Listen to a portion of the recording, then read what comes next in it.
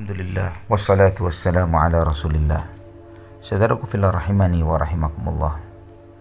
Setiap muslim telah diberi keutamaan oleh Allah Subhanahu wa taala dengan sejumlah keutamaan dan kemuliaan yang sangat agung dan mulia dan sangat besar. Di antara kemuliaan itu adalah kita mengetahui apa tujuan hidup kita. Allah Subhanahu wa taala menegaskan di dalam surat Az-Zariyat ayat 56, "Wa ma khalaqtul jinna wal insa illa liya'budun." Dan tidaklah aku ciptakan jin dan manusia kecuali untuk beribadah kepada aku. Dengan ayat ini kita mengetahui apa misi dan tujuan kita ada di muka bumi adalah untuk menjadi hamba Allah Subhanahu wa taala, beribadah hanya kepadanya, mentauhidkannya. Maka setiap muslim di dalam setiap rakaat salat mereka, kita selalu mengikrarkan iyyaka na'budu wa iyyaka nasta'in. Hanya kepadamu ya Allah kami beribadah, hanya kepadamu ya Allah kami memohon pertolongan. Ibadah yang merupakan misi kita hidup di muka bumi, hendaklah kita jalankan dan kita realisasikan di dalam setiap hembusan nafas hidup kita. Kita berusaha setiap kondisi, setiap keadaan kita selalu dalam upaya beribadah kepada Allah Subhanahu wa taala. Dan semakin sempurna seseorang dalam merealisasikan ibadah di dalam hidupnya, semakin tinggi kedudukan dia di sisi Allah Subhanahu wa taala. Karena tidak ada manusia yang lebih sempurna ibadahnya melebihi Nabi kita Muhammad sallallahu alaihi wasallam.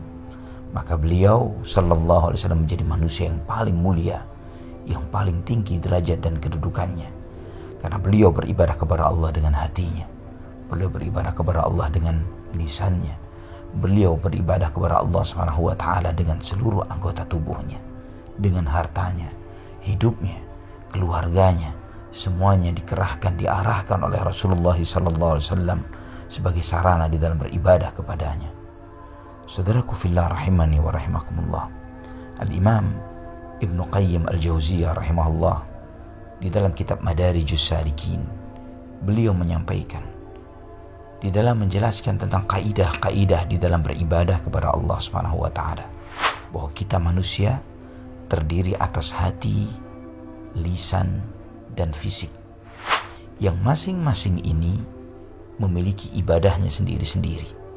Ada ibadah hati, ada ibadah lisan, dan ada ibadah anggota tubuh, yang semuanya ada kewajibannya yang harus dijalankan, ibadah wajibnya, ibadah sunnahnya, dan juga termasuk ada larangan-larangan yang harus ditinggalkan, hal-hal yang haram yang tidak boleh ada dalam hati seseorang, hal-hal yang haram yang tidak boleh diucapkan oleh seseorang, dan demikian pula dalam anggota tubuhnya.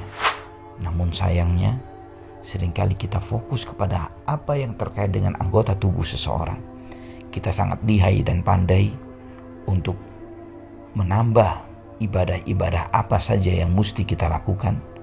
Namun seringkali kita lupa terkait tentang ibadah hati.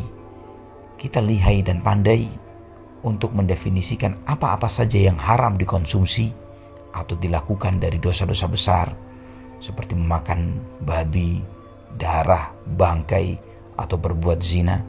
Namun ketika ditanya tentang apa saja yang haram bagi hati seseorang, seperti sombong, hasad, iri dan dengki, berburuk sangka dan yang semisalnya, atau yang haram bagi lisan seseorang, seperti berbohong, memfitnah, mengadu domba, menghibah, menggunjing satu dengan yang lainnya, seringkali kita keluh untuk mengungkapkan hal ini.